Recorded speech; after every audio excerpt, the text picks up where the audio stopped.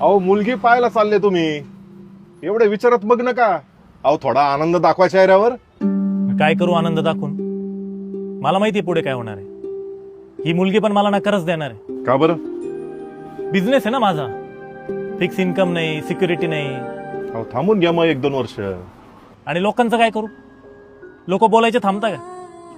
अरे एवढा शिकला तरी काय त्या बिझनेसच्या मागे लागला, कुणाचे ऐकतो, लवकर लग्न करून घे, लवकर सेटल होशील, हे नको करू, ते कर, ते नको करू, हे कर. लोकांना काका पायी पण चालू देत नाही, घोड्यावर पण बसू देत नाही. ते स्वतःविषयी एवढं निगेटिव्ह ऐकून ऐकून ना कधी कधी स्वतःवरच डाऊट यायला लागतो. मग स्वतःचं पण ऐकू वाटत नाही. स्वतःचं ऐकणं लय महत्वाचं असतं बाबा. काका तुमचा पण हा छोटा मोठा बिझनेसच आहे.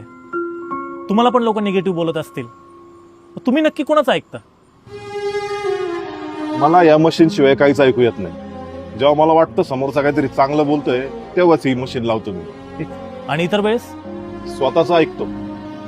आपल्या आयुष्याचंही तसंच असतं की जे योग्य वाटेल तेवढं ऐकायचं, बाकी सगळ्यांचाच मनावर घेत बसलं ना तर अवघड होऊन जातं भाऊ.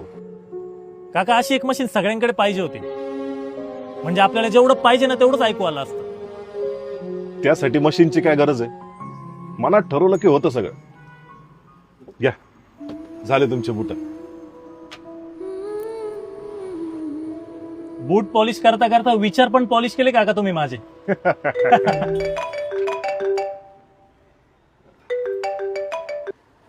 हा काका बोला. अरे मंगेश, अरे ते मुलीकडच्यांचा कॉल आला होता. ते म्हणत होते आम्हाला बिझनेस वाला नवरा नकोय म्हणे, तर काही वर्ष कर ना जॉब. काय त्या बिझनेसच्या मागे लागतो? लग्न झाल्यानंतर एकदा सेटल झाला की मग बघता येईल काय ते तुझ्या सोबत. ऐकू येत नाही काका मला काही. हॅलो हॅलो हॅलो, येतंय काय? काका तुमचा आवाज ऐकू येत नाही मला. हॅलो, केली बरं का काका मशीन फिट.